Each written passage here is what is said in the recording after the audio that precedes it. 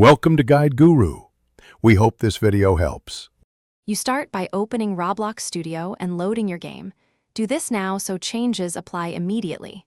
Once done, enable Explorer and Properties to see camera objects and scripts, and back up the place to avoid losing work. Make sure Starter Player. Camera Mode and Camera Max Zoom Distance are default before editing. This prevents hidden overrides. You'll also locate player scripts and any custom camera script, so you can test changes in context and avoid chasing unrelated problems. You now open the camera script and find delay sources. Look for wait, calls, and long loops and remove or shorten them because they add frame delay. Next, use run service. Heartbeat for server-side timing and run service. Render stepped for client visuals to keep updates in sync with frames.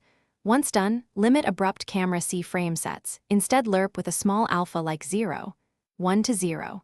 25 to smooth transitions, prevent jank, and explain why the smoothing eliminates perceived latency. You finish by testing changes in Play Solo and on a test server. You must compare client and server timing because camera delays often differ across contexts. If things still stutter, disable plugins or third-party scripts to isolate conflicts and use the micro profiler to find spikes in frame time.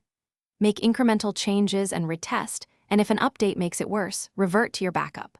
One key troubleshooting tip: if latency persists, check network replication of important camera-related values, as replication lag can mimic script delay.